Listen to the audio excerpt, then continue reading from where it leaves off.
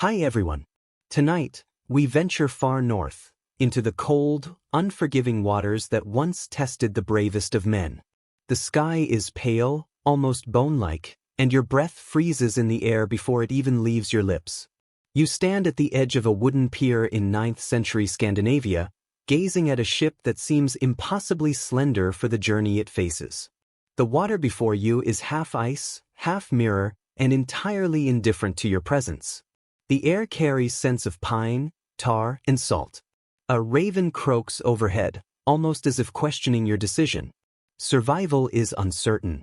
Yet that's the thrill of stepping into history. You get to try. Before we dive in, take a moment to like and subscribe if you genuinely enjoy this content. Drop a comment with where you're watching from and the time it is for you. Now, dim the lights and step onto the longship. The planks creak beneath your boots, sticky with pitch that glints like black ice. Around you, men in wool and fur move with practiced precision, coiling ropes and inspecting the carved oars that will soon strike against freezing waves. A laugh echoes, deep and easy, but the wind swallows it quickly. You feel it immediately, the cold that is more than weather, it's a presence. It creeps into seams, nips at eyelids, and seeps between thoughts. The crew barely notices. For them, this sea is not a threat, but a stage. Their faces are red and raw, eyes squinting against the glare. They've done this many times before and will do it again. You pull your cloak tighter, questioning what madness drives someone to choose this life. The sail unfurls, a large woolen rectangle stained by salt. It snaps in the wind and catches, lifting the ship free from the icy shore. The hull hums with motion. Vikings called their ships serpents of the sea, and now you understand why. It moves with life, twisting and aware. The carved dragon prow stares toward the horizon, daring the gods themselves. A spray of icy water hits your face, stinging. You taste salt, smoke, and a faint iron tang, perhaps from someone's cracked lip, maybe your own. The sailors laugh at your reaction. They have trained their bodies to endure, relying on wool against skin, fat to keep warm, and belief to keep steady. Here, heroism is less about glory and more about stubbornness. Each crew member has memorized a survival dance, keeping toes from freezing, sleeping upright without succumbing to frost, eating enough to stay alert. They know which wood burns slowest, which hides repel water best, and which gods to honor when waves turn fierce. Archaeologists have found that Viking longships were built with overlapping oak planks, clinker-built hulls, that flexed with the sea instead of resisting it. This design allowed them to endure, crossing the North Atlantic centuries before Columbus dreamed of such voyages. You lean over the side. The water below is black glass, scattered with ice chunks. It looks soft, almost silky, until you imagine it against your skin. Sagas describe men turning blue before dawn, yet the Vikings thrived here. They learned to read not just the weather, but the moods of the environment, the silence before a storm, the subtle change in a gull's cry before snow. Scholars debate whether these instincts came from generations of coastal farmers or arose from necessity. Some sagas mention sailors carrying enchanted stones, sunstones, to locate the sun through fog or clouds. Modern research suggests they may have used Iceland spar, a crystal that polarizes light and can reveal the sun's position. You picture a bearded navigator squinting through the translucent stone, finding direction amid chaos. As the ship moves into open water, the wind deepens, whistling through the oars and tugging at hoods. Rowing begins, slow, steady, hypnotic. Wood creaks, muscles groan, and the men hum low chants that blend with the waves until it sounds like the sea itself is singing. The shore shrinks to a thin white line. There is no turning back until landfall somewhere unknown. You imagine nights beneath shifting stars, frost-hardening ropes, breath-forming ghostly shapes above sleeping bodies. Snow-crusting beards, shipmates smiling through it as if frost were mere morning dew. Viking endurance wasn't bravado, it was habit. Cold was simply a fact of life, like hunger or wind. Children in coastal villages learned early, keep wool dry, share warmth, keep tools ready, and faith steadier. Knowledge passed mouth to ear became instinct. Even in their toughness, Vikings paused for awe. When the aurora painted the sky with green fire, they stopped to watch. You feel the same shiver, not from cold but from the vastness around you. Night falls. Ahead lies an unseen horizon. The crew ties down sails, stows oars, and huddles together. One man strums a lyre, the notes trembling like starlight before fading into the wind. You stand, cloak wrapped tight, eyes watering from the cold, and wonder how they survived this endless frozen expanse without heaters or insulated boots. The answer lies in their craft, customs, and careful mix of faith and practicality.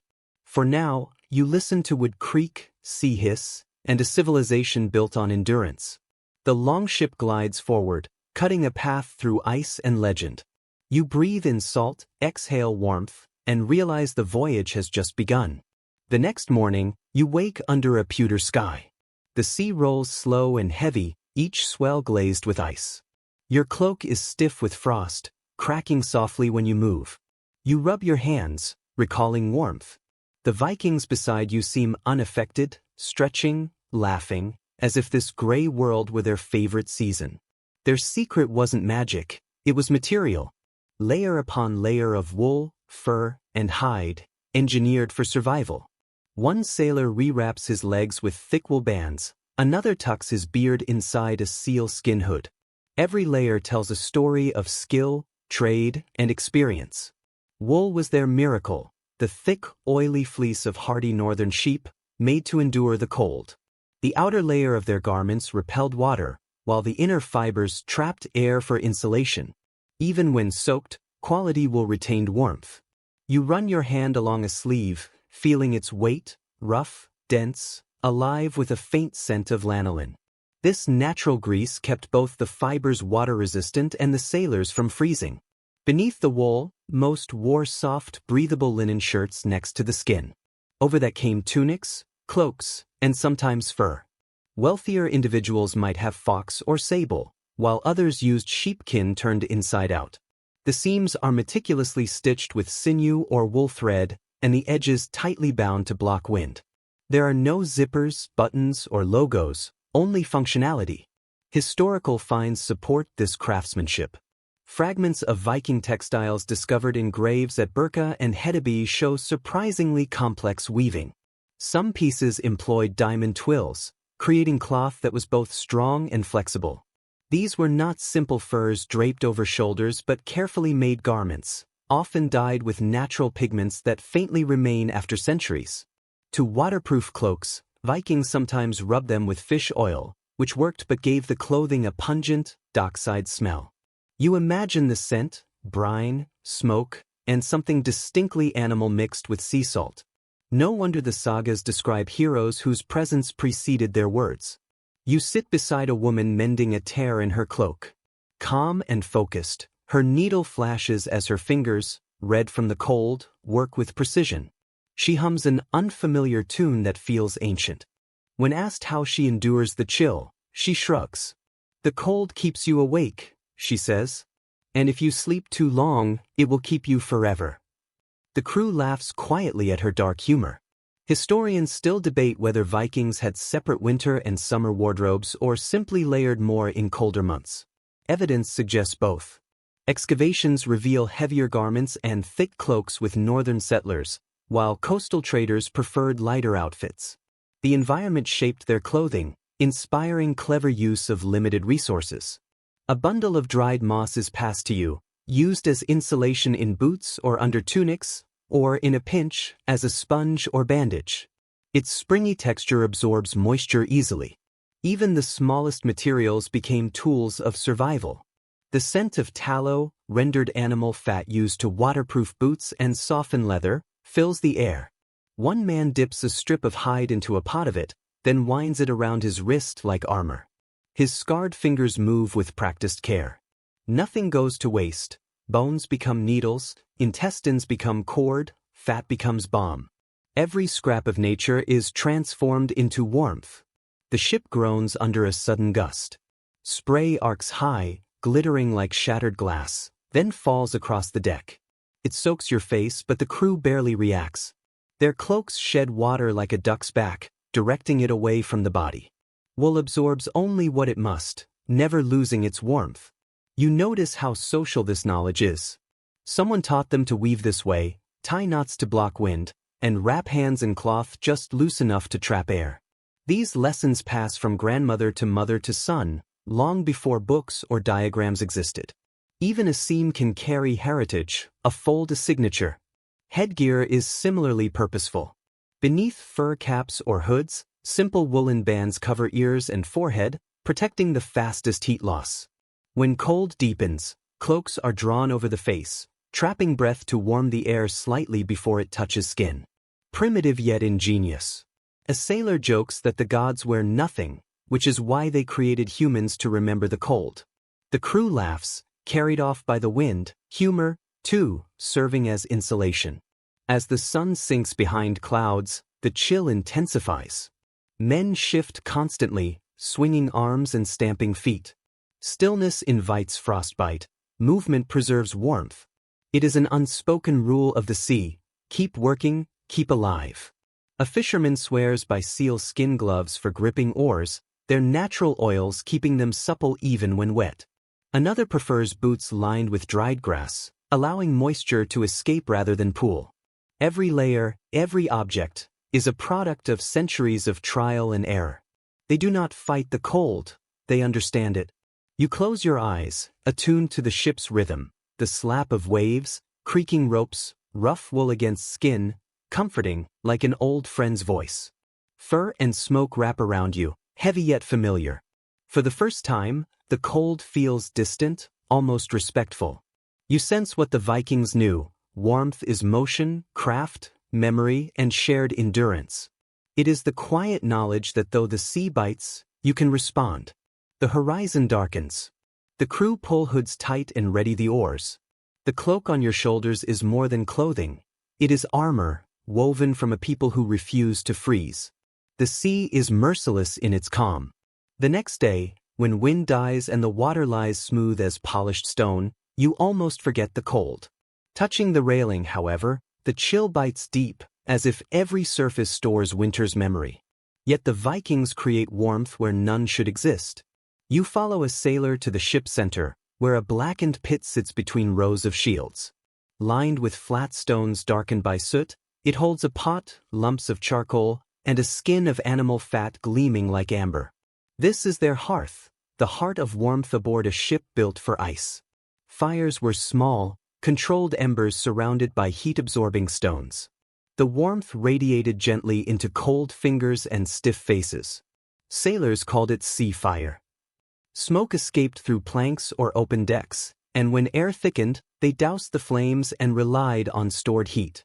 Viking ships also carried portable braziers, shallow iron boxes filled with coals, confirmed by finds in Denmark and Norway. These provided just enough warmth for cooking or thawing limbs without risking the ship. Fire was a dangerous but necessary companion.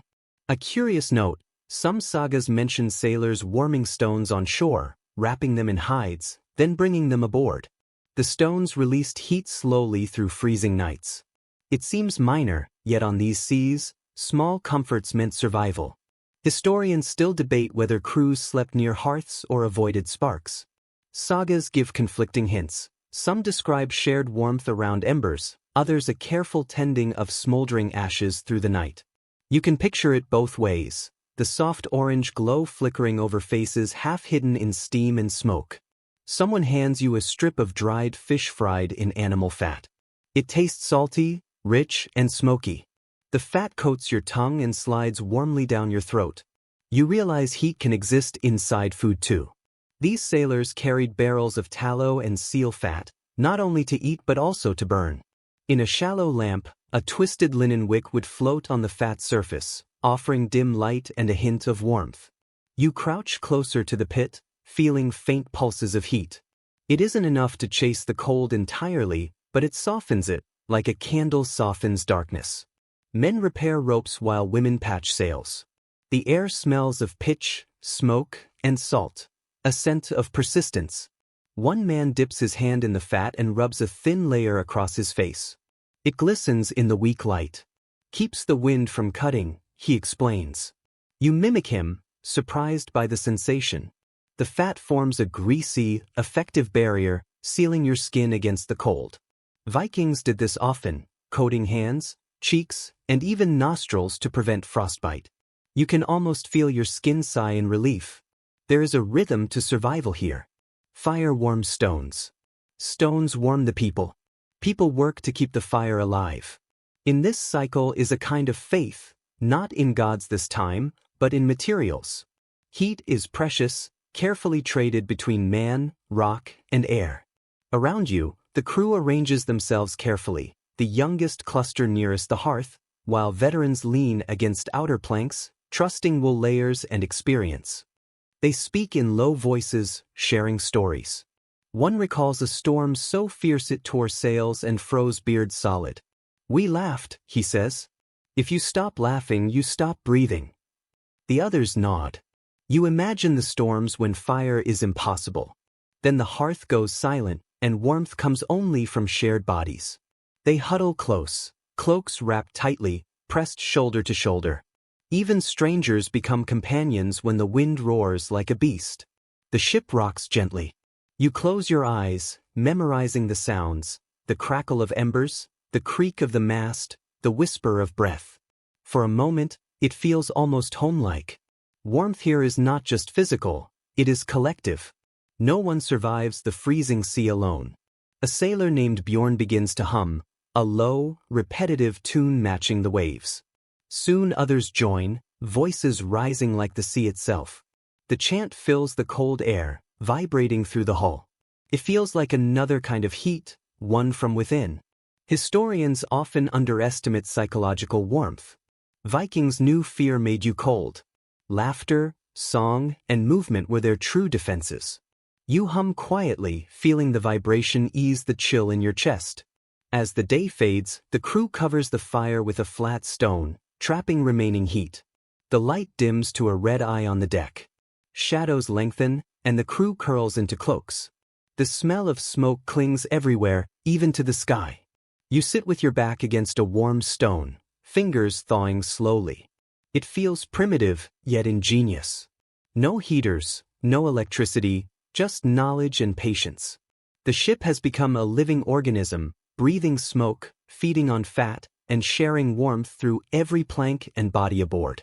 When stars appear, they shimmer as if frozen. The sea mirrors them perfectly, sky and water blur. Your reflection looks back, pale and ghostly, wrapped in fur and firelight.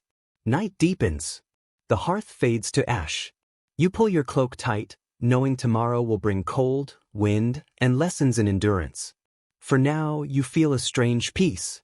Vikings did not just fight the cold, they learned to live alongside it, drawing quiet strength from it. You close your eyes, listening to the sea breathe beneath you, imagining heat still pulsing in the stones. The ship drifts on, carrying its tiny pocket of warmth through endless ice. Morning begins with a hard wind and the sour smell of salt and sweat. Life aboard is not only about surviving cold, but surviving each other. The sea allows little comfort or modesty. Wind freezes hair, salt crusts clothes. You understand hygiene is a luxury. Vikings knew this. No soap, no privacy, only the sea. You watch a sailor dip a rag into icy water and wipe his face. Skin turns red, expression calm, the cold awakening him. Saltwater was mirror, medicine, and cleanser. Archaeology shows combs and tweezers in Viking graves, made of bone, antler, or ivory, proving grooming mattered amid grime. Neat hair and beards were signs of pride and strength. Some rubbed ashes and fat into hair to stiffen it against wind and perhaps deter lice. You can picture it, men with gray-streaked hair and glistening beards, smoke and tallow clinging like armor. Experts debate their washing frequency. Some claim weekly near fresh water, others say rare. Sagas hint at Saturday as washing day, suggesting routine and ritual. At sea, hygiene was an act of courage. You look across the deck. Salt crystals shine like frost on cloaks. Planks are slick with seawater and oil. A woman scrapes the deck with a broken shell, humming. The smell of wet wool and smoke fills your lungs, heavy, yet comforting. Sweat contributes to warmth. Rowing, hauling, hammering, blood moves, bodies become furnaces. Stop moving and another urges you on. Rest invites cold, motion preserves life. Survival is a constant balance between exhaustion and endurance. Someone passes a small pot of herbs soaked in oil. They dab it under their noses. The scent is sharp, almost sweet. It masks the stench of fish and bodies. Likely juniper, pine, or mint, known to the Norse for cleansing and soothing. You inhale, and the air feels lighter. Records show Vikings carried herbs like thyme and angelica for flavor and health. Small details preserved dignity. Between waves, the ship grows intimate. Every sound tells its story. You hear the scrape of combs through hair, the faint click of bone, the soft murmur of voices. It feels domestic, almost tender. These people, often imagined as fierce raiders, move with care and order. Dirt is unavoidable, but filth is not inevitable. Someone laughs at your careful movements. You'll learn, he says. The sea gives, and the sea takes, sweat, salt, and sleep, all blending into one. A gap shows where two teeth once were. You smile back, realizing that humor, too, is a form of survival. As the day stretches on, the smell of bodies intensifies, then fades as your senses adjust.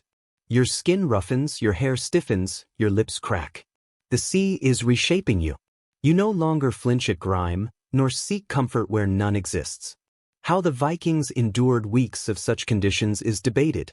Some scholars suggest the cold slowed bacterial growth, keeping infection low. Others point to strong immunity and simple diets. Either way, their approach to the body was practical, not sentimental. Discomfort was part of life, not an enemy. That night, the deck is quiet. The scent of tar mixes with faint smoke and herbs. A sailor combs his hair in the moonlight, strands catching in the teeth of his comb. He flicks them into the sea and grins as if to say, "Let the ocean keep it." Even cleaning here is shared with nature. You stretch, breathe the cold air, and feel raw but alive. Every sound, smell, and touch forms a tapestry of survival. The Vikings did not separate life from the elements. They became part of them. You lie back, eyes closed. The deck creaks like a slow heartbeat. Sweat and salt cling to your skin, but you barely notice. The cold presses in, yet warmth comes from movement, laughter, and belonging to this stubborn tribe of the sea. Morning arrives. The sea gleams like steel beneath low, gray clouds. The world feels smaller, quieter, yet alive with motion. The flutter of a sail, the groan of oars, the distant cry of a gull. You stand near the prow, watching waves shift the horizon. There are no maps here, only memory and instinct. The Vikings read the sky and sea as others read books.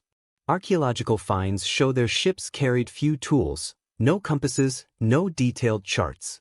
They relied on wind, waves, and birds. You try to imagine navigating this way, not with lines or numbers, but through sensations. A saga tells of a captain releasing a raven to find land. If it returned, shore was still far. If it flew away, they followed. Simple, yet revealing, they trusted nature as a guide. Scholars debate how they read weather. Some say they judge sunlight on water, others, air pressure in bones. It's clear, they were tuned to details too subtle to record, instincts living in muscles. The sailor next to you squints at clouds. "Storm in a day," he mutters. Others nod. You see nothing unusual until gulls fall silent and the water thickens beneath the hull. A shiver runs down your spine. The crew begins preparing without rush. Sails are adjusted, ropes checked, shields positioned.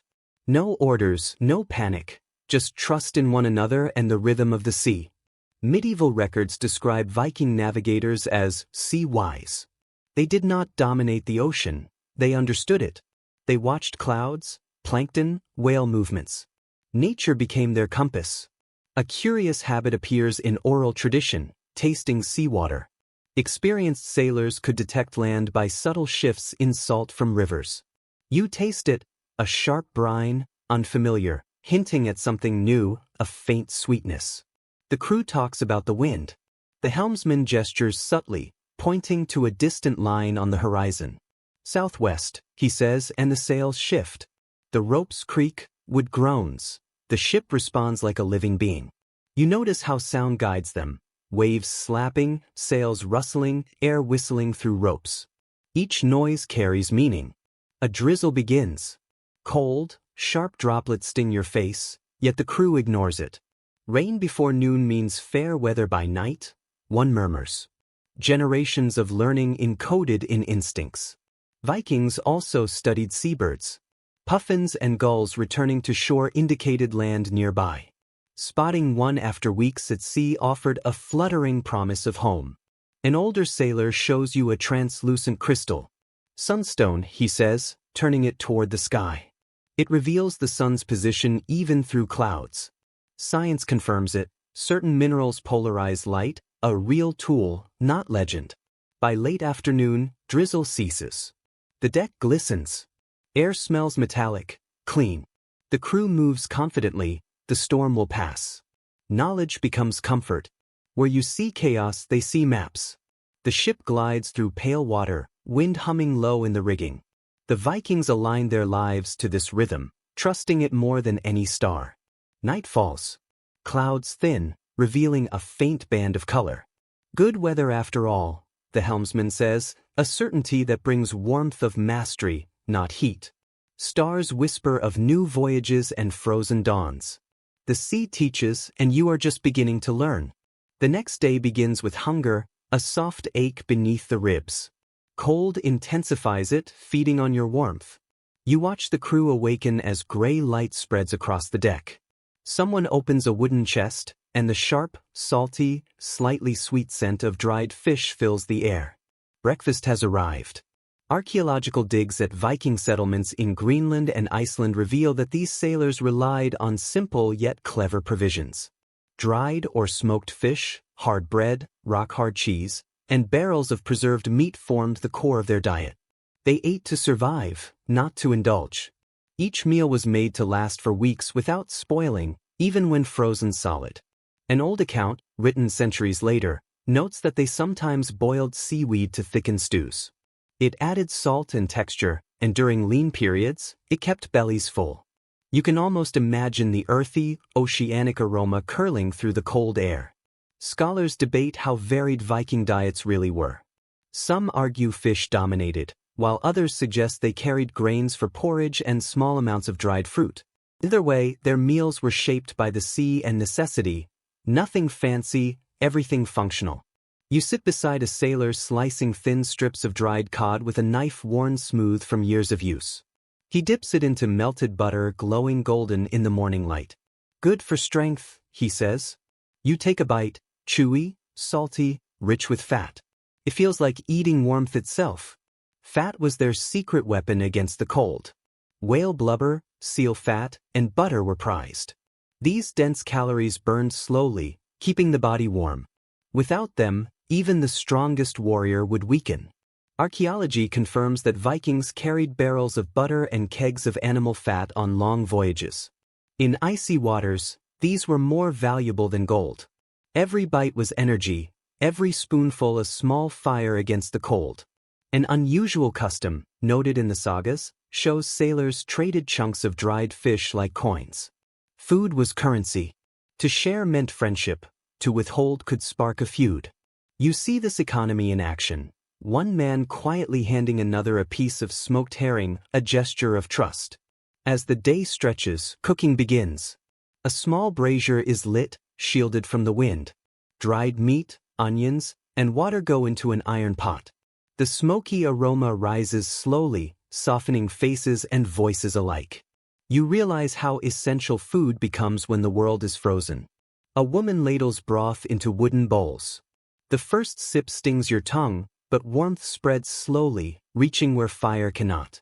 It is nourishment and reassurance. Vikings carried no heaters, no thick blankets. Their warmth came from what they ate, what they believed, and the company they kept. Icelandic records mention fermented shark, a survival delicacy. Buried in sand for months, it turned from poisonous to edible. The idea is unsettling, yet ingenious.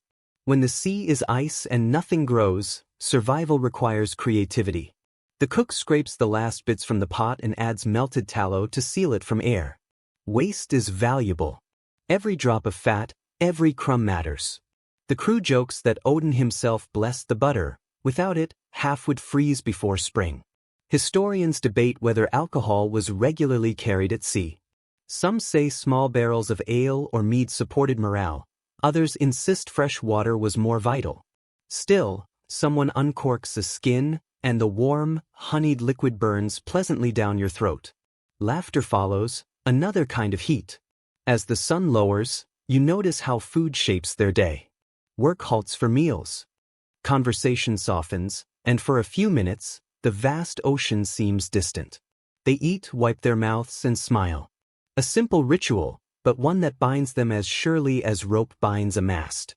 The cold returns once the last bowl empties. The brazier dies, breath becomes visible again. Yet something inside has shifted. You see now that warmth is not always found outside.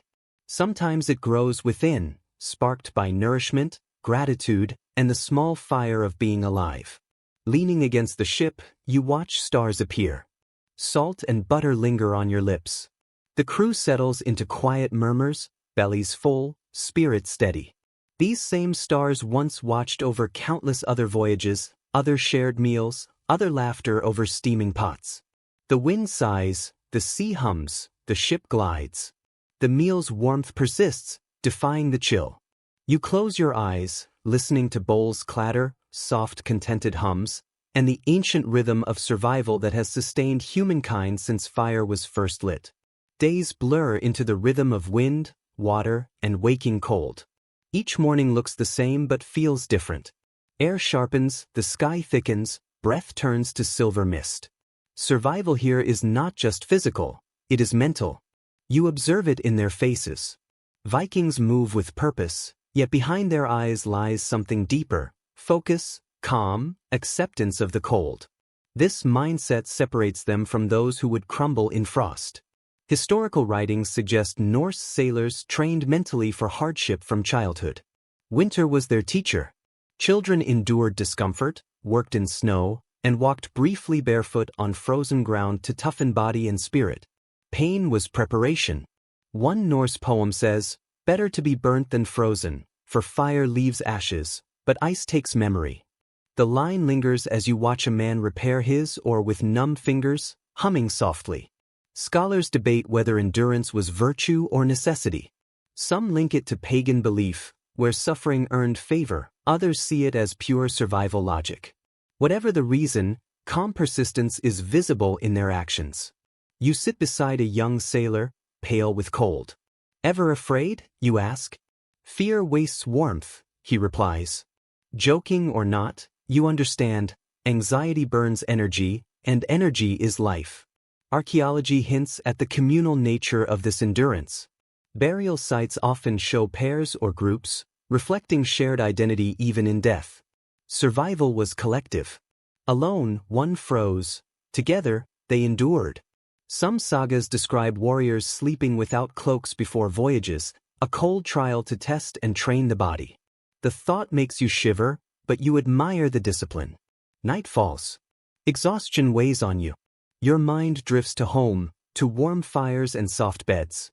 You wonder what homesickness meant to them, far from land for weeks.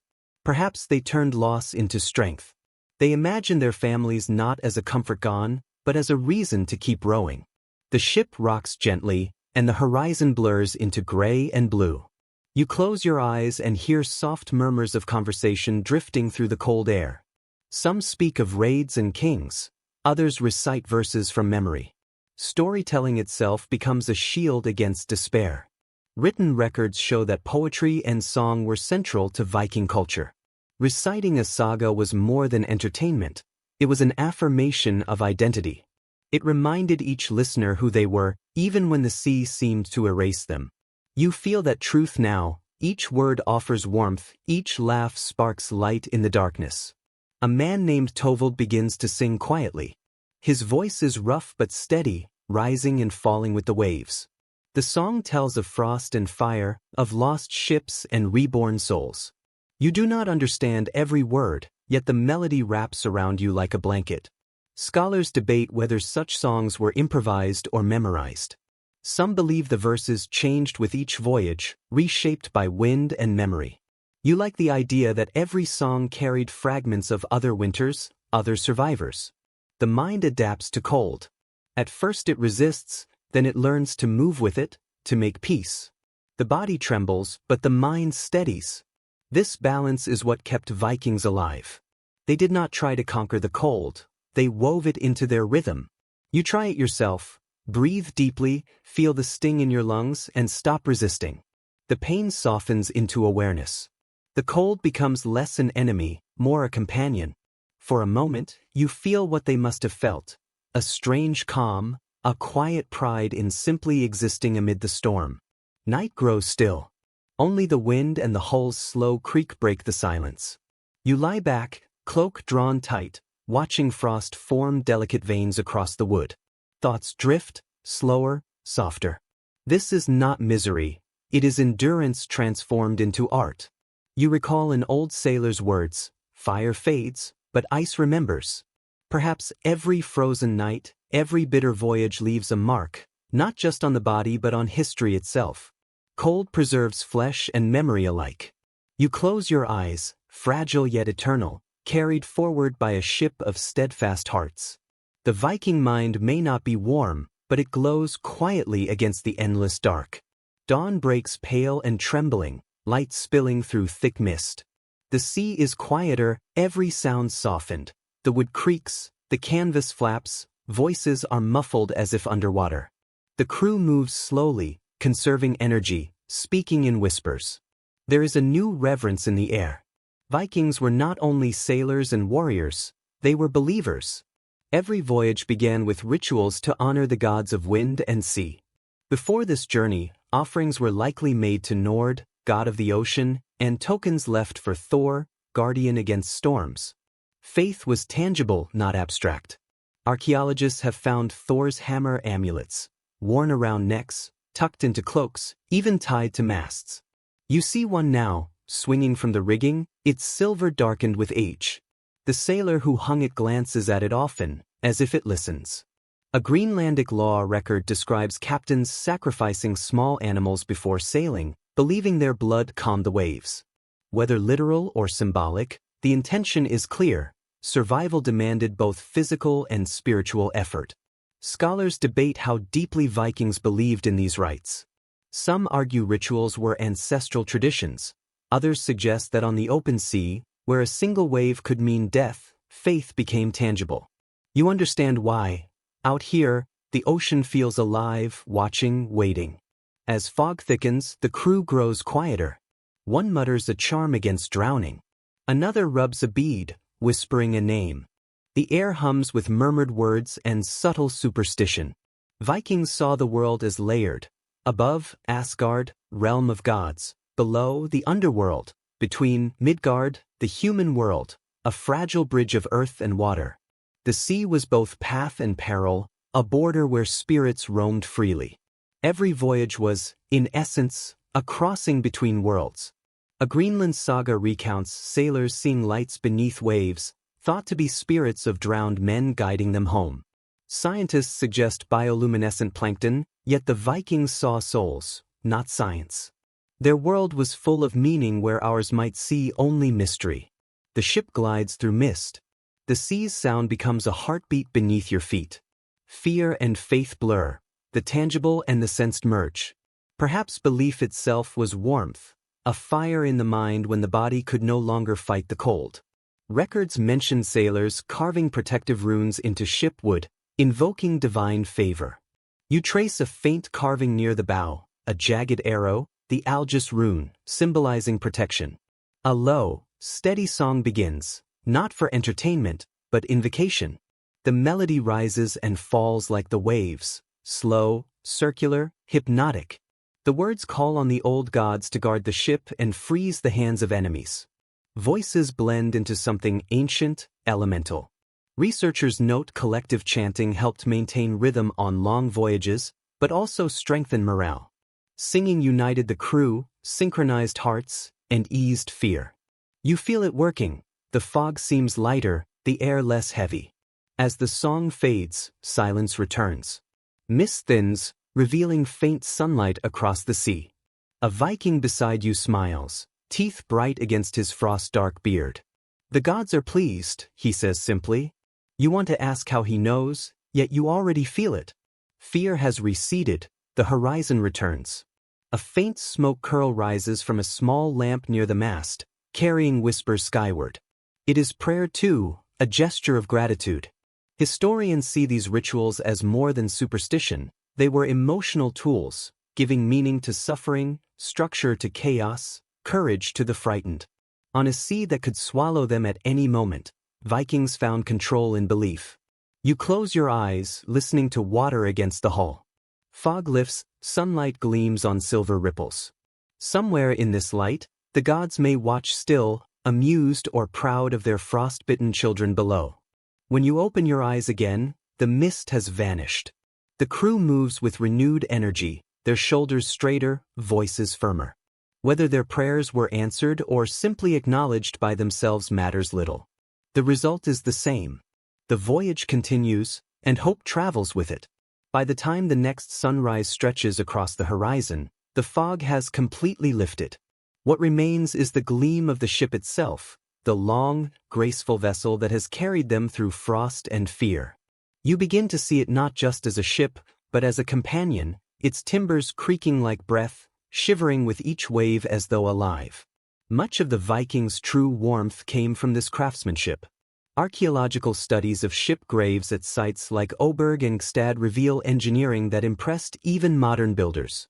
Each plank overlaps its neighbor, fastened with iron rivets that flex with the sea's motion. This technique, known as clinker construction, allows the hull to bend rather than break.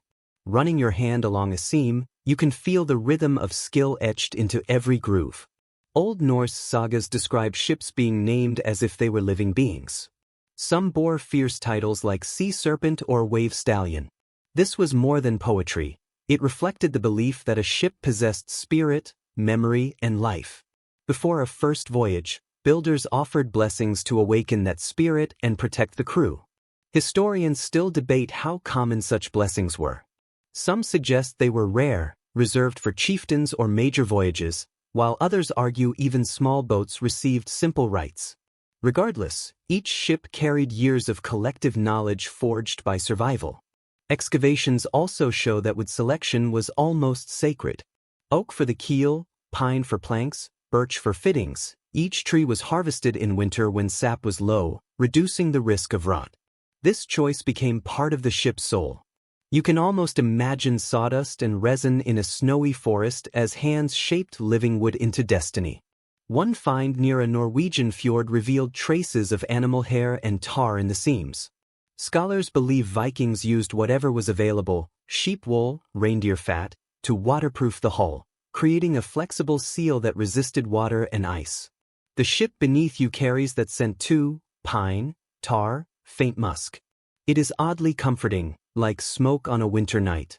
A sailor points to the carved prow, a dragon's head rising high, eyes glinting, polished by salt and time. "She watches," he says. You nod, understanding that for him, the ship is not merely an object. It is guardian, home, and weapon. Contemporary accounts from other cultures describe Viking ships as terrifying on the horizon. The curved prow seemed alive, leaping through waves as if eager for battle. Yet from the inside, it feels tender, a balance of strength and grace. An old custom mentions sailors whispering thanks to their ship after surviving storms, promising repairs or offerings once ashore. It was a conversation between creator and creation, gratitude expressed in silence. You find yourself compelled to do the same, resting your hand on the warm wood as though it could hear. Historians still debate how Vikings prevented their ships from icing over. Some think they scraped frost with blades, others that planks were coated with oil. Whatever the method, maintenance was constant. Every sailor was both warrior and caretaker, treating the ship like family. Walking along the deck, you notice how every feature serves a purpose. Planks rise slightly toward the center to drain water. Benches double as storage for ropes and tools.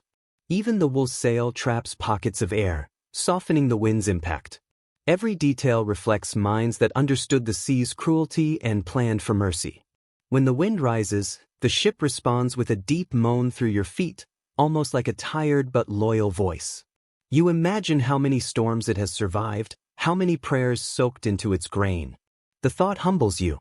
Experts describe these ships as extensions of the builder's identity. To craft one was to master both material and fate.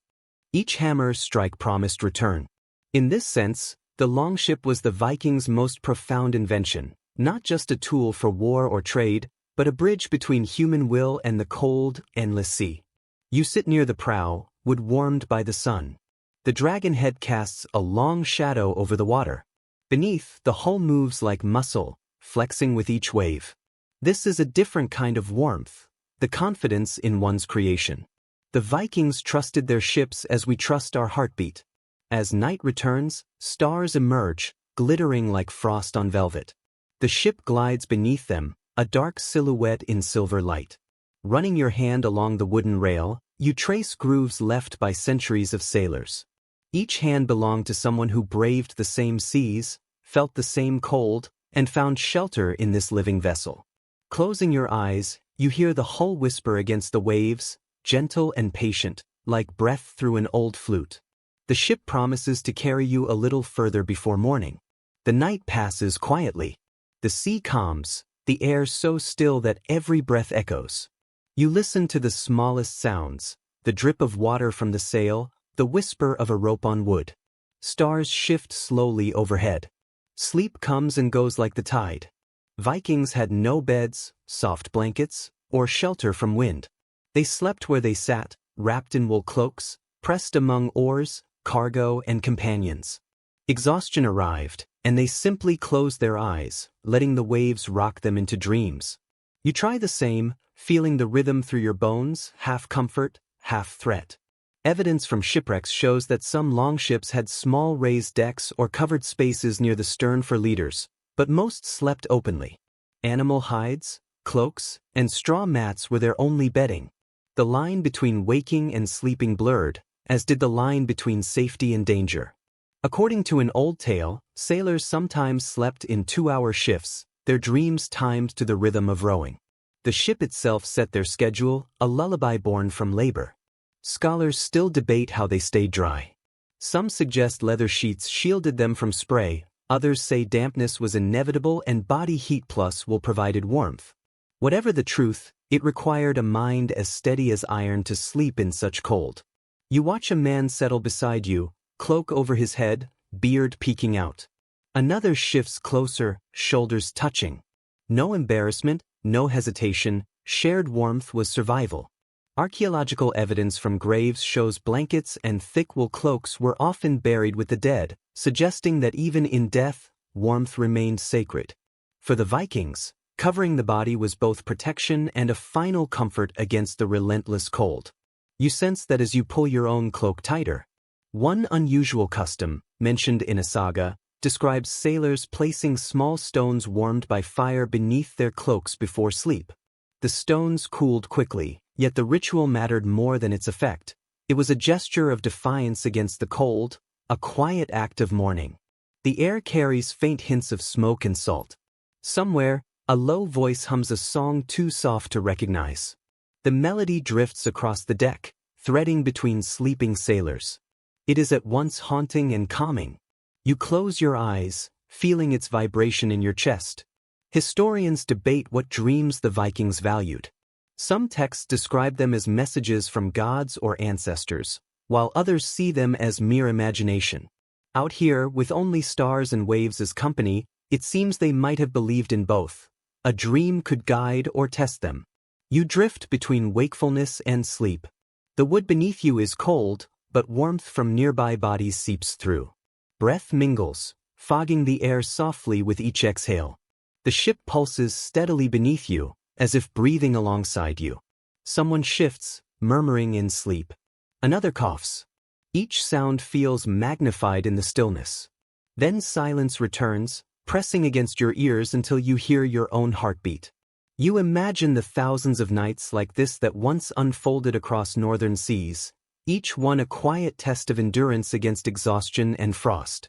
Historical records note that some Viking ships carried bear or reindeer furs traded from the north, offering luxurious warmth for captains or experienced sailors. You picture thick pelts heavy with oil, smelling of the wilderness. Resting against one must have felt like touching the memory of the land itself. As you attempt sleep, a rhythm emerges. Inhale the salt air. Exhale tension. Your body adapts to the ship's movements, predicting each rise and fall. Thought fades, replaced by motion. You are no longer a guest. You are part of the voyage's slow, steady breathing. A cold droplet lands on your cheek.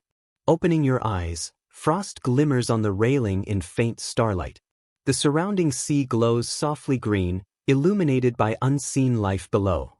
Bioluminescent plankton trail along the hull like drifting stars. Even in darkness, the world offers light if you remain still enough to see it. Some researchers believe sailors saw these glowing waters as omens of fortune, signs of the gods' presence. Others suggest they admired them simply for their beauty. Either way, the sight is mesmerizing. When dawn comes, you are stiff, cold, but alive. Sunlight cuts across the deck, turning frost to glitter. Sleepers stir, stretch, and smile faintly. They have endured another day. Sleep itself, brief or uncomfortable, is an act of faith, the belief that morning will arrive and the sea will hold them. You rise, cloak heavy with dew, and look toward the horizon. The ship creaks, waves whisper, and the pale sun climbs.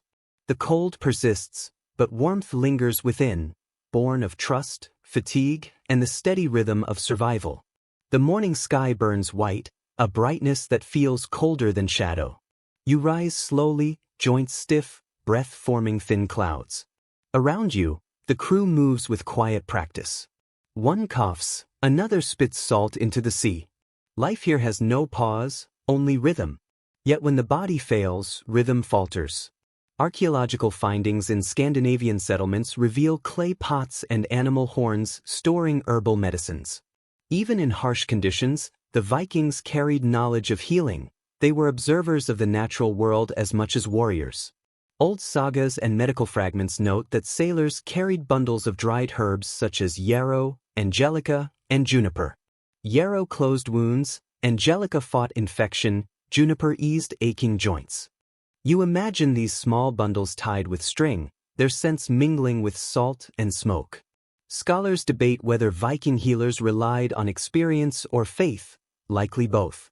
On the shifting sea, every cure required hope as much as skill. A sailor nearby winces, hands red and cracked from cold. A woman takes a small jar from her belt, revealing a honey-colored paste. She applies it to his skin. Its sharp, earthy scent comes from fat, ash, and crushed herbs. Boar fat repelled frost, she explains. You try some on your own fingers. It stings before warming.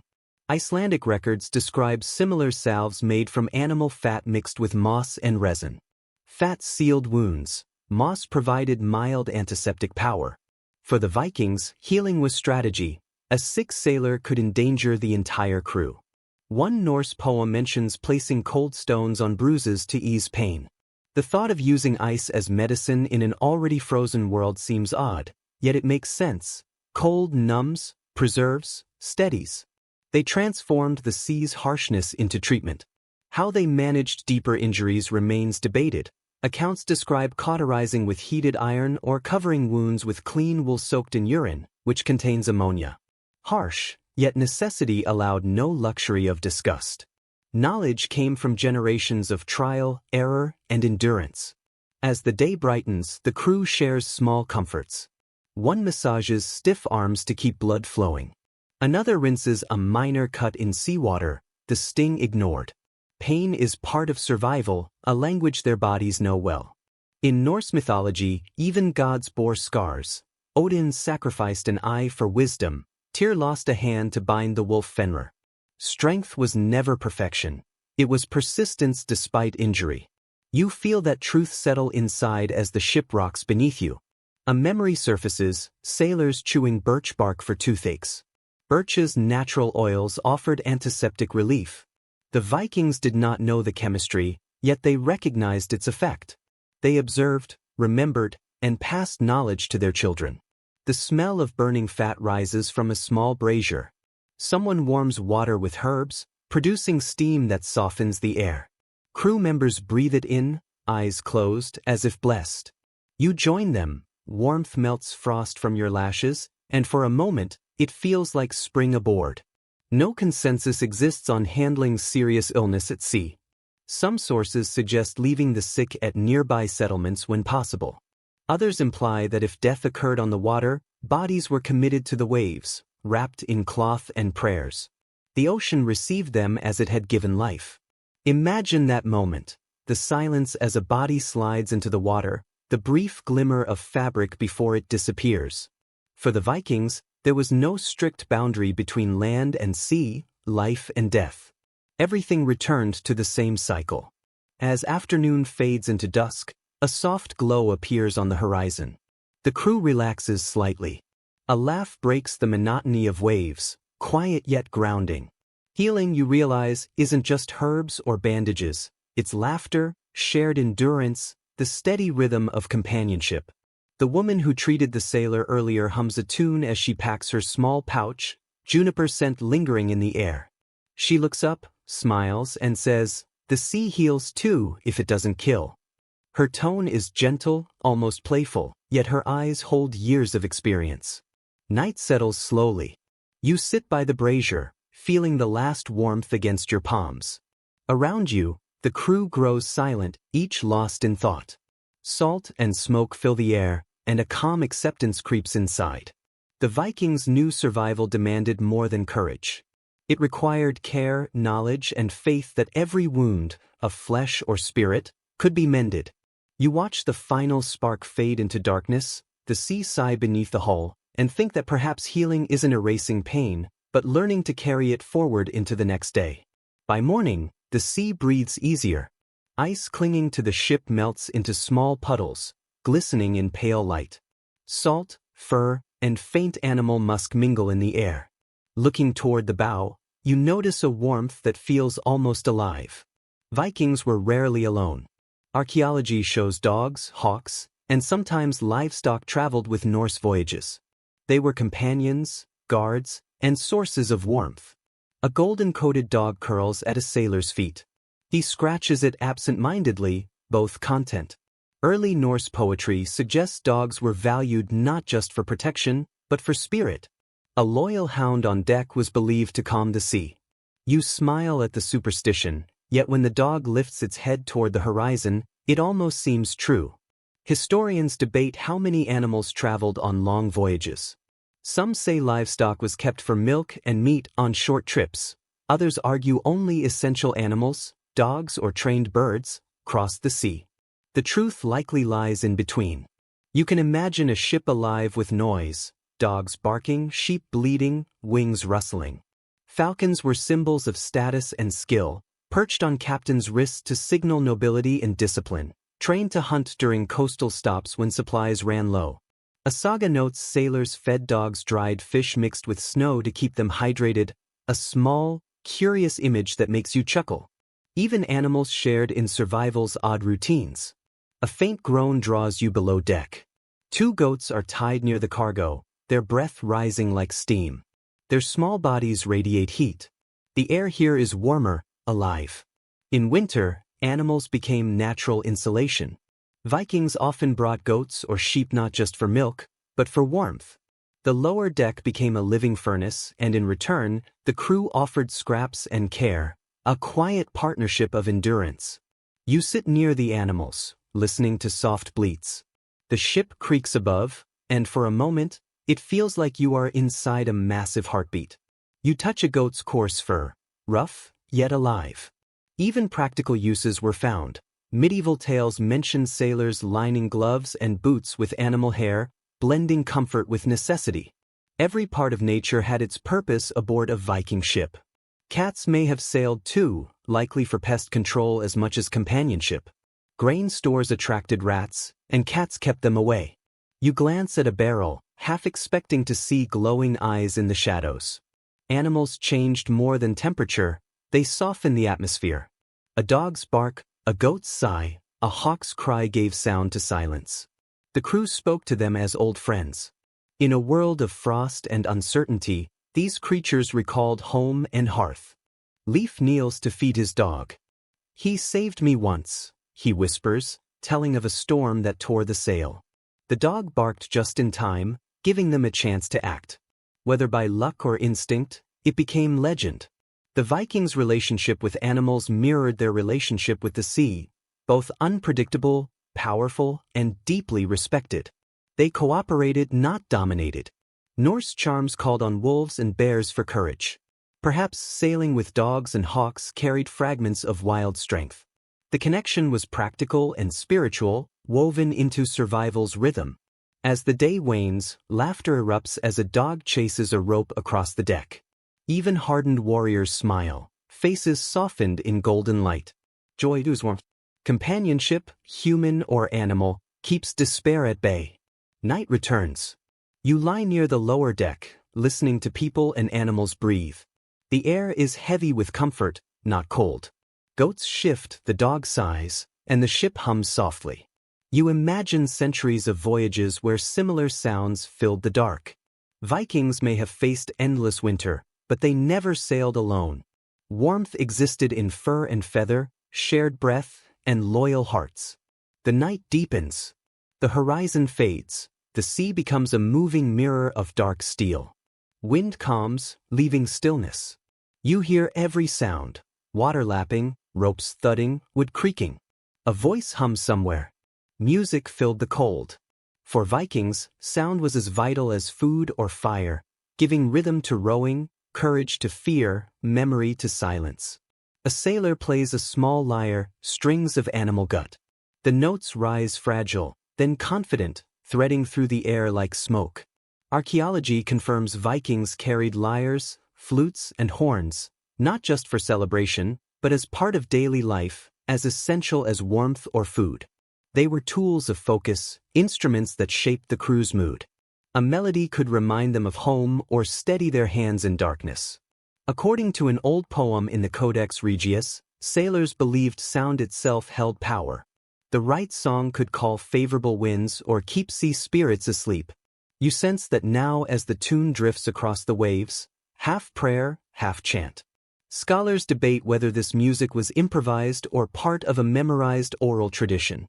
Some suggest each crew created their own songs as the voyage progressed, while others argue certain melodies were sacred, passed down unchanged through generations.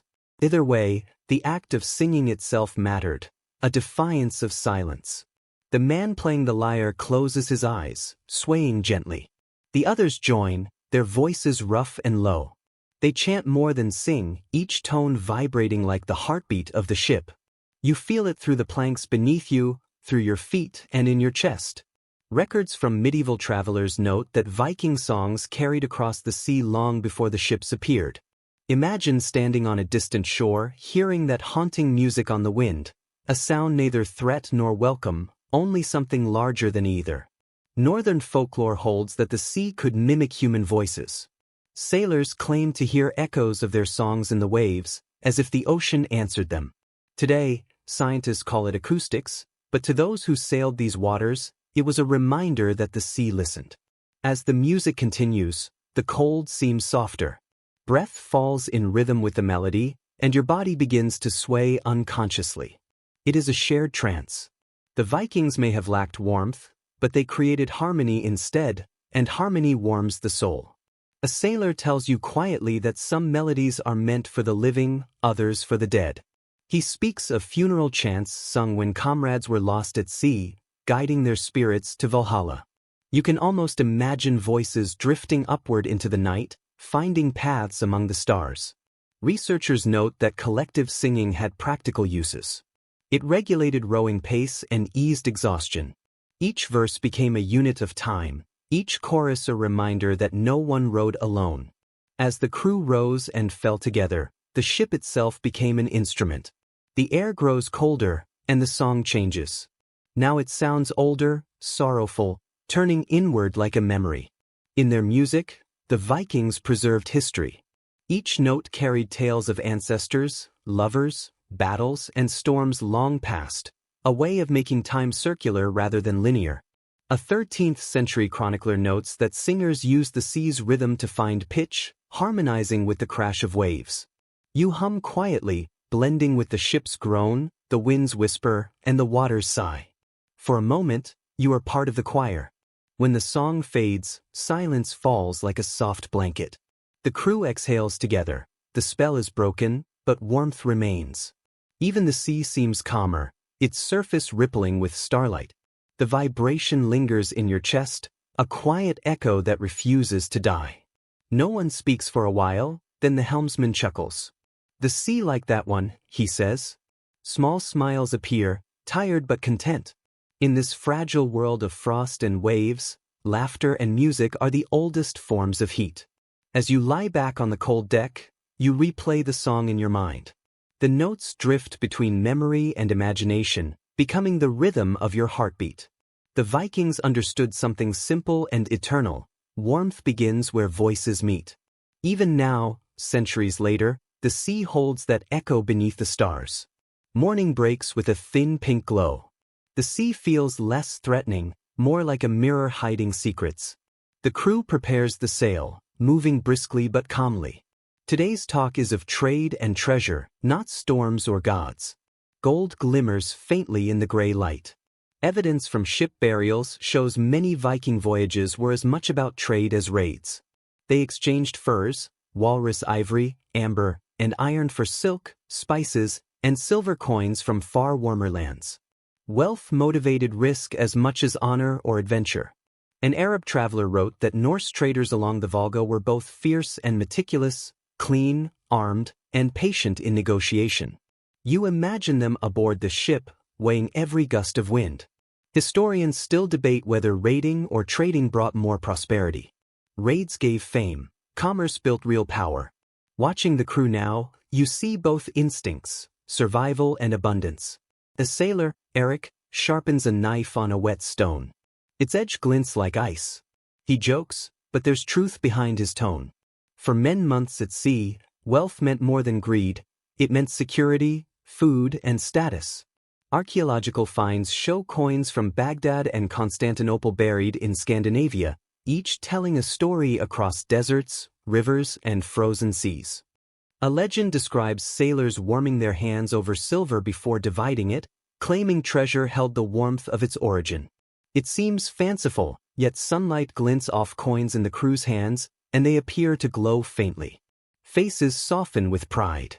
For the Vikings, practical and sacred were inseparable. Gold and silver were both wealth and symbols of divine favor. Sagas speak of Freya, goddess of fertility and abundance, whose blessings brought harvest and trade. When the sea returned riches, it was proof the gods approved. Monastery records from Britain note that some Norse spared churches that offered food or ransom. Violence and negotiation walked hand in hand. Historians remain uncertain how Viking crews decided between raiding and trading. Some suggest opportunity, others mood or rumor. Perhaps commerce and conquest were never fixed, shifting with the tide. You watch sailors counting goods: wool, polished bone, carved combs, and bags of salt. Each item is simple yet precious, able to buy passage, friendship, or survival. One man holds an amber necklace. The beads glow like frozen sunlight. Made from the tears of the sea, he says, repeating an old saying. You take a bead, feel its smoothness, its faint warmth. It holds memory and hope. Travelers from distant lands once described the Vikings as both fearsome and charismatic. They could arrive with axes or gifts, depending on the circumstances. This dual nature reflects their survival instinct. Strength alone was not enough. Adaptability was essential. Now, the ship is a bustling marketplace. Voices rise as sailors barter for amusement. A knife for fur, a cloak for a carved comb. Laughter fills the air, light and domestic. You sense a different kind of warmth here, the warmth of trust, trade, and being valued in the eyes of others. An older sailor speaks of Hedby, a great trading town where eastern goods met treasures from the west. You could smell the world there, he says, smiling wistfully. You imagine the mingling scents of tar, honey, spices, and sweat in the cold air. By evening, talk of silver fades, and the sea takes command once more. The sail catches wind, and the ship surges forward.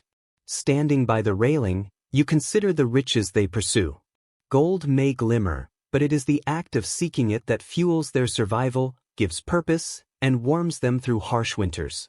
The sun sinks low, turning the water bronze. Reflections of distant cities shimmer faintly on the waves, places these sailors dream of reaching. The air grows colder, but your thoughts are warmed by human ambition, the drive to create, and the desire to connect across vast distances. The longship moves steadily, carrying the hopes of all aboard. Behind them lies frost. Ahead, perhaps fortune. Regardless, the journey itself is the treasure, and tonight the sea glows with that promise. By sunrise, the ocean lies calm. The wind drifts softly over the deck, stirring ropes and sleeping cloaks. The scent of salt, wood, and the faint sweetness of tar fills the air. Crew members stir, stretching and rubbing their eyes, their thoughts drifting toward home. For every voyage leaving the northern shores, fires still burn in the longhouses behind. Women tend these fires, guarding them through cold months and waiting for sails to reappear over the horizon. You picture them now, faces lit by hearthlight, listening to the wind and wondering where their loved ones drift. Archaeological studies in Norway and Iceland show that women managed farms and estates while men were at sea. They oversaw livestock, brewed ale, stored grain, and decided which fields to plant. Their strength at home balanced the dangers at sea. Without them, no journey could begin, and no sailor would have reason to return. An Icelandic saga recounts that a woman could divorce her husband simply by declaring it before witnesses and leaving the longhouse. That image lingers. The same fire that warmed the home also empowered it. These women were far from silent. They were pillars of survival. Scholars debate their influence at sea. Some say their role ended on land, while graves containing weapons and ship fragments hint that some may have voyaged themselves. Though the evidence is scattered, their presence is felt in every story, in every longing glance toward home. You imagine the longhouses, great wooden halls filled with smoke and light. The air is thick with peat fires and roasting meat. Woolen tapestries line the walls, telling colorful stories. Children sleep by the hearth while mothers spin thread with steady hands. Outside, snow drifts softly. Inside, time slows. One legend tells of women placing carved wooden figures of their husbands near the fire, feeding them scraps so the sea would not starve them. Though it may seem superstition, it is an act of love. From afar, they shared warmth through imagination. Historical records describe the sailors' return, when feasts lit the longhouses for days. Meat roasted over open flames, horns of mead passed hand to hand, and songs soared high enough to shake the rafters. In those moments, frozen nights at sea melted into joy. You can almost hear the laughter, faint across centuries. Scholars remain uncertain how inheritance worked after tragic voyages. Some evidence suggests women claimed full rights to homes and farms, leading small communities. Others argue male relatives took charge. Regardless, women kept the hearth burning, a symbol of continuity binding the Viking world. Conversations aboard often turn to home. One man recalls his wife's cooking, another his child's laughter. Voices soften, and you sense an inner warmth. A young sailor shows a bird-shaped pendant, carved by his wife. "It will bring me back," he says quietly. Every token, every prayer, carries the idea of home stronger than fear of death. Sagas often begin and end by a hearth. Adventures emerge from comfort and return to it.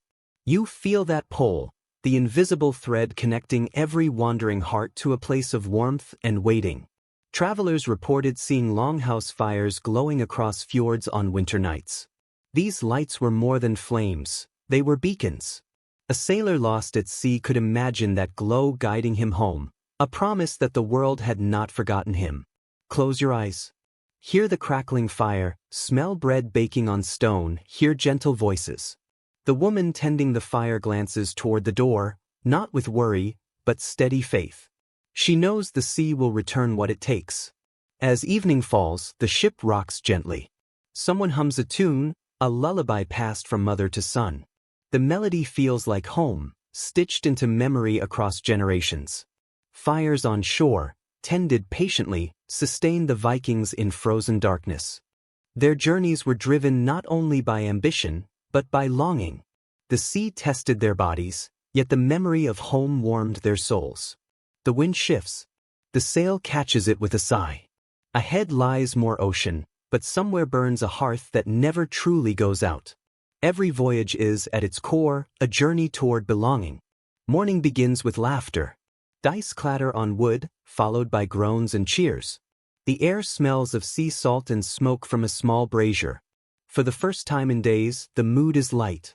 Cold lingers, but the crew's spirits burn brighter than fire. Archaeological finds show gaming pieces carved from bone, amber, and antler. They were more than toys. They symbolized leisure and connection. Now, you watch as a group huddles around a small board etched into the deck. The players lean in, breath misting in the cold, eyes sharp with concentration. According to an old saga, sailors passed the time playing Linnatackle, a board game of kings and attackers. It was designed to teach strategy, patience, and calm under pressure. The game mirrors their world perfectly. One player defends the center, while others close in from every side. Every move is a choice between risk and safety. Watching them, you realize how closely it reflects life at sea. Experts still debate the rules of the game. Pieces found in graves vary by region, hinting at multiple versions.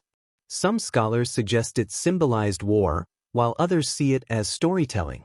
Observing the crew now, it seems more likely that it kept their minds alert when the world turned white and silent. A sailor rolls a pair of dice carved from walrus bone. The crisp click echoes across the deck. He laughs at his loss, shrugs, and takes a swig from a leather flask. It's not about winning. It's the movement, the noise, the proof that life persists even when the sea freezes around them. Written accounts from foreign visitors describe how Norsemen carried mead and ale on their ships whenever possible. Fermented honey and barley provided warmth that radiated from within. You can almost smell it now, sweet and thick in the air. The flask passes around, and when it reaches you, the liquid burns the throat before settling into comforting warmth. Sailors also recited riddles and poems to outwit one another during long nights. Losers might row extra hours or forfeit their share of food. Even in hardship, they found ways to turn struggle into play. Historians debate how common drinking at sea was. Some say it was rare and precious. Others argue small amounts were essential for morale. Judging by the cheer around you now, the latter seems true. Each sip defies the cold, a toast to endurance. Music joins the laughter. Someone taps a rhythm on the hull while another claps along. Rough, playful songs fill the air, teasing who snores loudest or lost a game to a lucky roll. Laughter rolls like waves. Humor was central to Viking resilience. Wit was as valued as courage. A sharp tongue could win an argument as effectively as a sword could win a fight. You see this now in the sparkle of their eyes, in jokes shouted through chattering teeth. One sailor attempts to balance a knife on a rolling barrel. Cheers follow, and when it falls, groans and mock funeral songs fill the deck. Laughter shakes the rigging, and for a moment, even the sea seems to pause. Archaeological digs in Greenland have uncovered musical instruments and game boards together, suggesting play and art traveled with them everywhere. They carry joy as deliberately as weapons. As daylight fades, games slow into quiet conversation. One sailor tells of a ghost ship that appears only to the doomed. Another claims to have seen it glowing green on a foggy night. The crew listens, skeptical yet captivated. Storytelling and fear mix like wind and water. Folklore notes that laughter kept spirits away. Sailors made noise after dark to keep ghosts from boarding.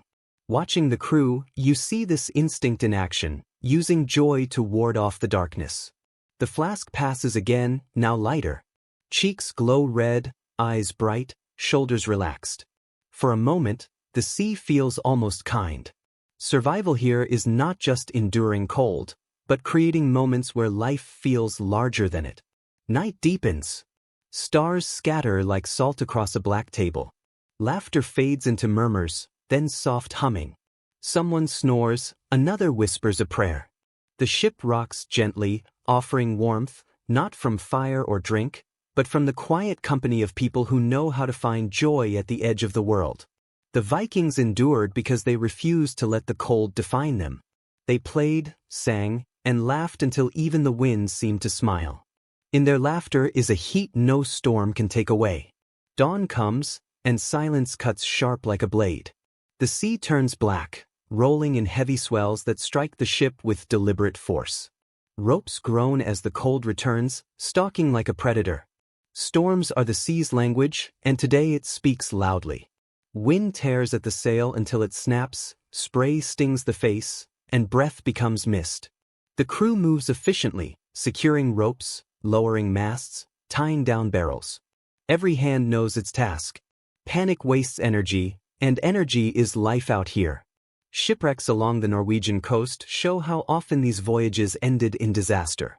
Hull fragments, broken oars, and bones testify to storms that spared no one. Courage alone was never enough. Icelandic chronicles record entire fleets vanishing during winter crossings. The sea could rise without warning, swallowing ships before land was in sight. Historians debate how much weather forecasting Vikings truly practiced. Some argue they read subtle signs in clouds or waves. Others say even the best sailor relied on instinct. What cannot be predicted must be endured. A sailor shouts to the helmsman, his voice lost in the wind. A wave crashes across the deck, stealing your breath. Around you, faces remain steady. Discipline becomes a form of warmth, holding the crew together as the world breaks apart. Later Norse records note sailors rubbing snow on their faces to stay awake during storms. One man does this now, eyes glassy but movements sure. Another grips the rail, knuckles bleeding, the blood freezing instantly into red crystals against the wood. Legends speak of Havru, the sea's daughter, appearing as a glowing woman over stormy waters, sometimes protector, sometimes harbinger of death. You search the waves, half expecting her. Storms have that magic. Every flash of lightning feels alive. Historians argue whether Vikings feared or worshipped the sea. Some say they saw it as a god, beyond even the North's reach. Others say they simply respected it, navigating life's force rather than resisting it. You realize both are true. No one spends so much time in danger without learning reverence. A massive wave hits. The ship tilts violently, throwing you against the railing. Cold water bites through layers of wool. The wind howls, wood cracks, voices shout. Someone grabs your arm, pulling you upright. Even in chaos, they find strength in one another. The cold sinks deep, crawling into your bones. It creeps up your fingers, into your arms, toward your chest. The Vikings called this relentless chill, death-cold fire. Once it reached the heart, no prayer could turn it back. To fight it, they kept moving, stamping their feet, shouting to stay awake. Motion brought warmth, stillness meant surrender. Historical records of Viking ship burials show personal belongings placed beside the dead, combs, knives, drinking horns, each object a symbol of life continuing beyond the body. You think of that now as the waves strike harder.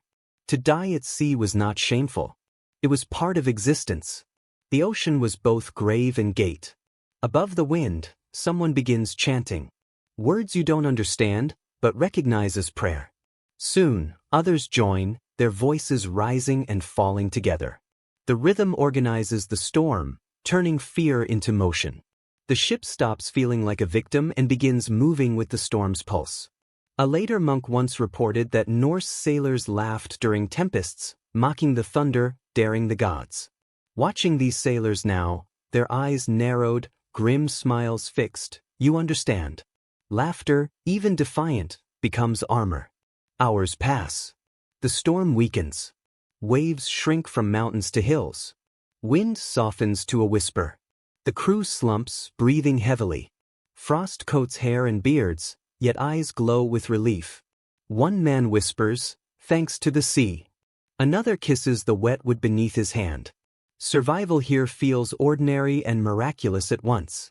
Researchers suggest that surviving such ordeals shaped the Viking sense of destiny. Those who endured the sea's wrath were seen as chosen, blessed by unseen forces. You feel the world sharpen around you, every heartbeat louder, every breath a gift. The sun breaks through, weak and pale, scattering diamonds of light across the deck. The crew smiles quietly, no cheers, just existence. The sea has tested them and, for now, released them. You wrap your cloak tighter, shivering. The cold remains, but inside grows a new warmth, the kind born of surviving what could have ended you. The ship moves slower now, cutting through calm water.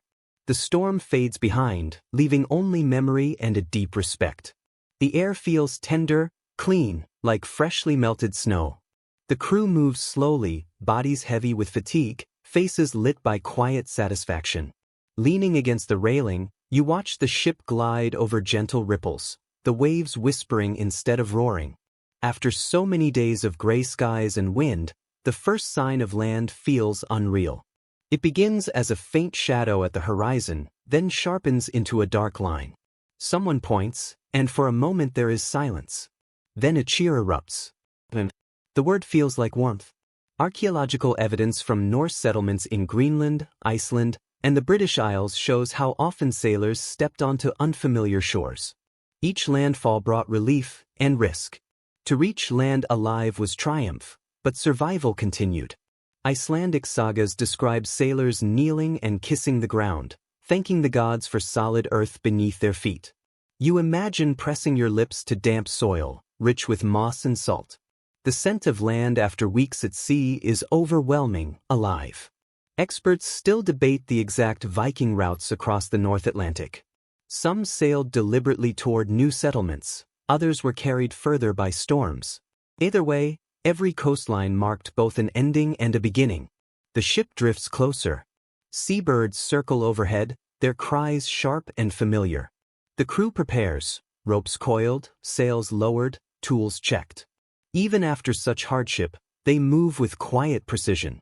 Survival has become routine, not hope. The hull scrapes shallow water. Sailors drop anchor and lower a plank.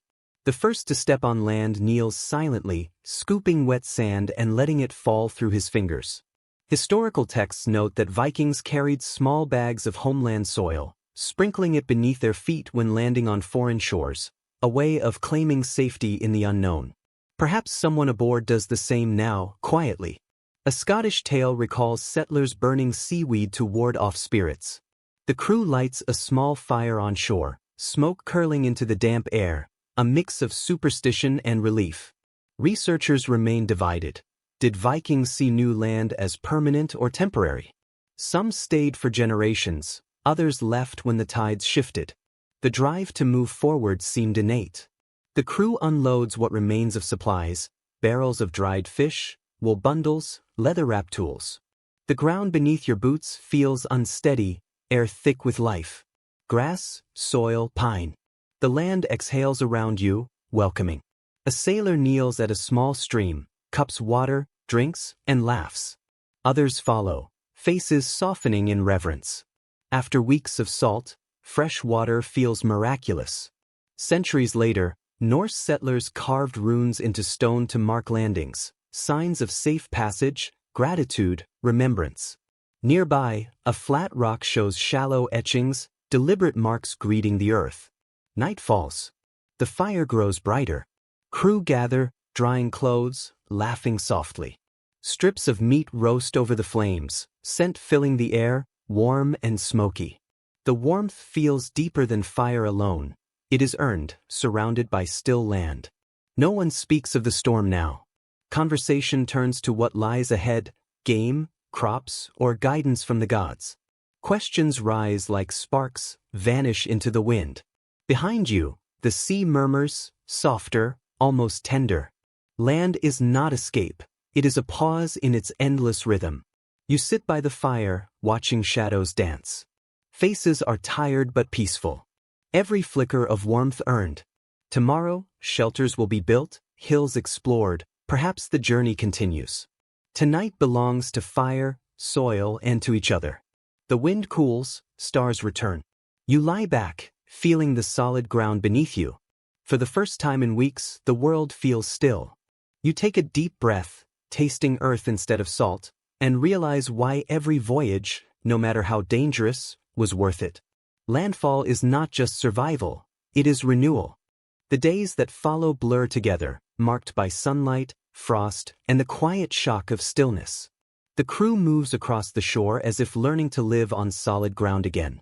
They gather driftwood, search for fresh water, repair torn cloaks. The rhythm of hammers replaces the beat of oars, and laughter returns in small bursts. You sense a shift in the air.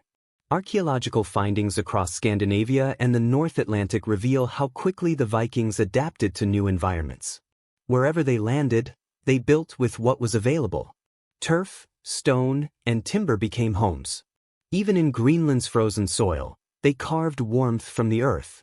The survival instinct that carried them across the sea transformed into settlement.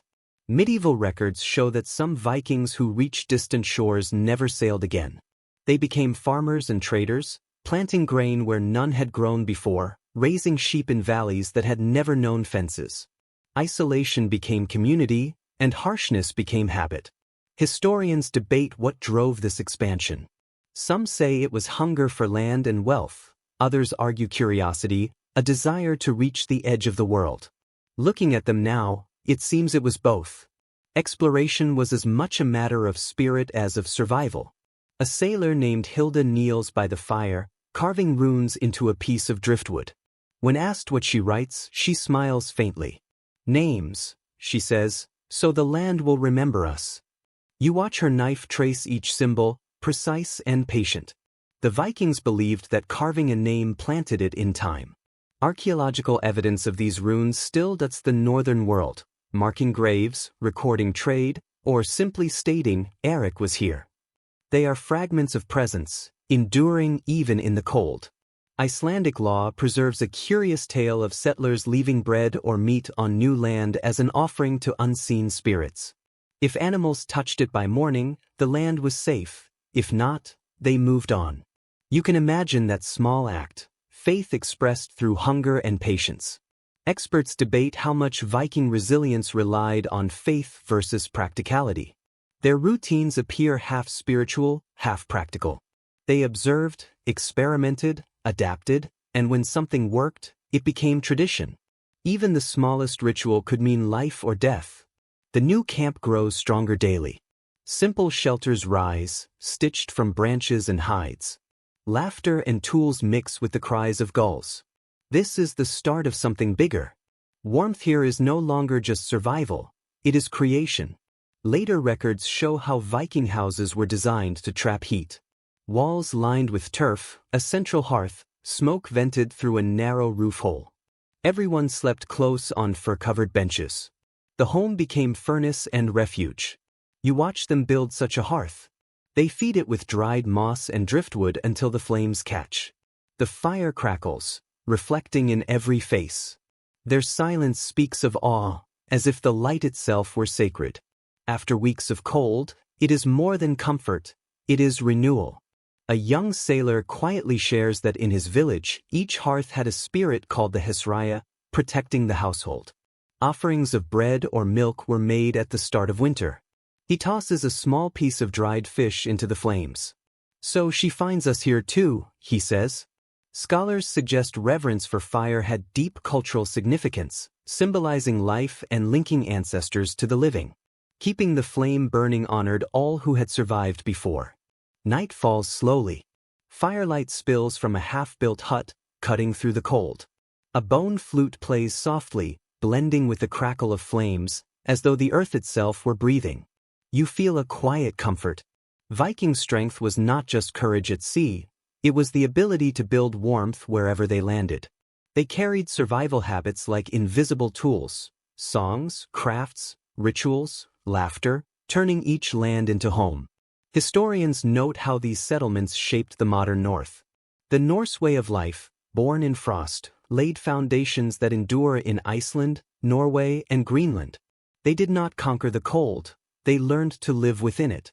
Outside, stars shine bright, the sea hums gently, and behind you, the fire burns steady, the same glow that lit 1,000 journeys before. The wind bites, sharp but familiar, and you realize the cold is not the enemy. It frames human endurance. The Vikings taught the world that warmth is made, From wood and will, laughter and fear, the unyielding desire to survive even when nights stretch endlessly. You turn to the hearth's light, a small sun in the frozen dark, and feel what they must have felt, the quiet pride of those who refuse to be undone by cold. Winter deepens. Frost etches huts in delicate lace, and morning air stings. Yet the camp feels alive. Smoke curls from hearths, axes chop wood, laughter rings. Archaeological sites like longships meadows show iron smelting, workshops, and domestic hearths, proof that even at the edge of the world, Vikings carried civilization with them. The fire that burned in longships now glows within homes, a steady answer to endless cold. Saga fragments tell of settlers gathering each evening to share tales of home, memory, and magic intertwined. You watch a group now, faces warmed by firelight, eyes reflecting flames as they speak softly of distant lands. Scholars still debate how long colonies lasted. Some say harsh winters ended them quickly. Others believe they thrived for generations, blending into new cultures. What is certain is their spirit endured, carried forward by memory. A man named Tovold sits carving driftwood. When asked, he smiles, showing a small ship, a gift for his son. Simple, yet heavy with meaning. Leaving, surviving, returning in some form. You imagine it on a shelf in a warm home, a silent promise that the sea did not win. Evidence of imported goods, silk, spices, bronze, shows trade persisted, even at the edge. This persistence mirrors the Viking soul. No horizon seemed too distant when there was meaning beyond it. A curious folktale from the Faroe Islands, recorded centuries later, tells of an old sailor who believed the sea remembers acts of kindness. He thought every gesture of compassion on the water could soften the storms ahead. Whether or not he was right, you are drawn to the idea that warmth can spread in ways unseen. The Vikings built their lives on this quiet understanding, not blind faith, but trust shaped by experience. They endured cold, hunger, and endless darkness, yet still created beauty through perseverance. Their homes were more than shelters against the wind, they were symbols of what humanity can achieve when it refuses to yield. As night falls, the sky clears to reveal 1,000,000 stars. The northern lights shimmer faintly, like green silk brushing the heavens. The crew stands in silence, faces aglow with awe rather than fear. It's easy to see why ancient sailors imagined these lights as the spirits of fallen warriors, guiding them home.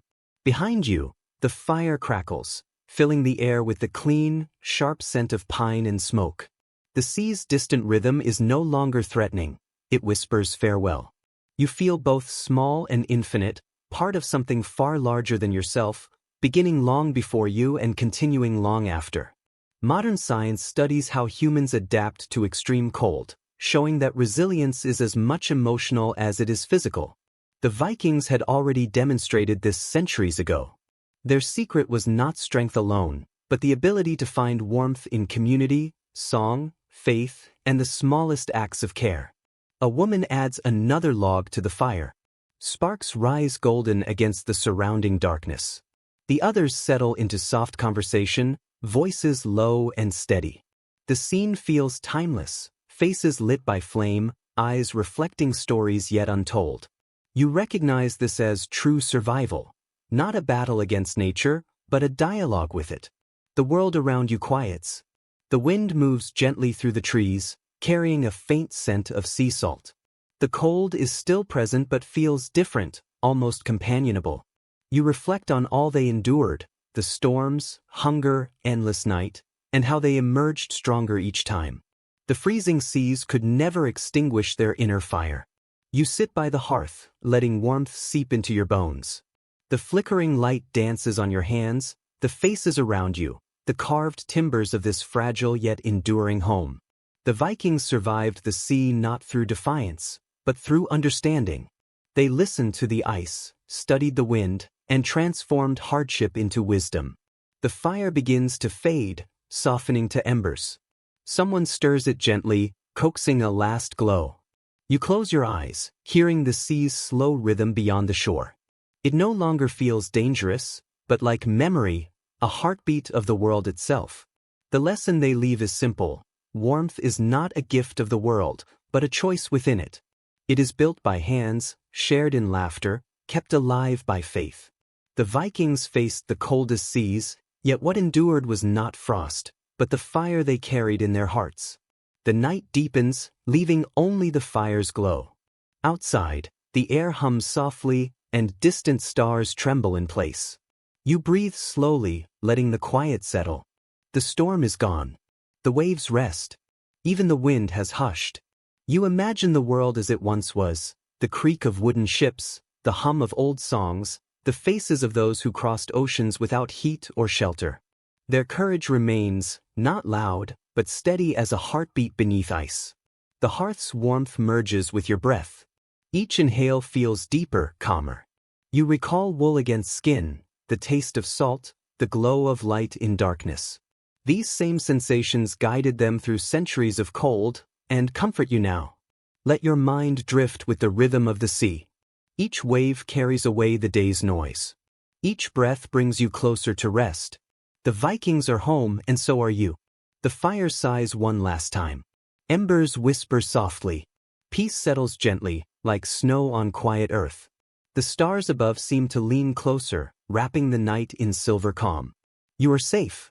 You are warm.